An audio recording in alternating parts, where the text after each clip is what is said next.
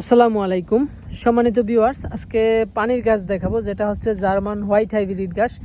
এই যে দেখুন, এটা হচ্ছে পানির একটি ঘাস, জার্মান হোয়াইট হাইব্রিড। আপনারা এখন বর্ষাকাল চলতেছে, অনেকেই পানির ভিতরে ঘাস চাষ করতে চান ডোবা জমিতে, তাদের জন্য সবচেয়ে পারফেক্ট একটি ঘাস হচ্ছে জার্মান হোয়াইট হাইব্রিড ঘাস। এই ঘাসটা নরম থাকে, গরু ছাগল দুইটাই খেতে পারে, মেশিন ছাড়াই গরু ছাগল দোনোটাকেই খাওয়ানো যায়।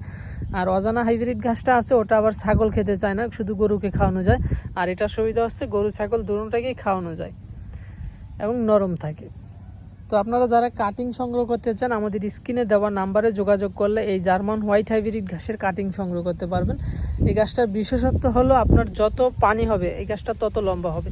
এই যে একটা ডোবা বা পুকুর, এখানে পানি থাকে অনেক। তো আমি এই ঘাসগুলা সাইডে লাগিয়েছিলাম পাড়ের দিকে, তো সেই পাড় থেকে কিন্তু পুরো পুকুরটা কিন্তু ভরে গেছে এই জার্মান হোয়াইট হাইব্রিড ঘাসে, মাঝখান পর্যন্ত চলে গেছে। তো এত পরিমাণ লম্বা হয় বা এত পানি হওয়ার পরেও আপনার পানির উপরে বেঁচে থাকে এই গাছটা। তো আপনারা যারা এই গাছ চাষ করতে চান, পুকুর পাড়ে বা নিচু জমিতে যত পানি হোক সমস্যা নাই, 6 মাসে 1 বছর পানি থাকলেও এই গাছটা বারবার কেটে খাওয়াতে পারবেন। আর কাটার নিয়ম হচ্ছে যে পানি থাকলে পানির 1 ফিট উপর থেকে কাটবেন। আর একবার চাষ করলে আপনার 10 থেকে 15 বছর পর্যন্ত গরু ছাগলকে কেটে খাওয়াতে পারবেন।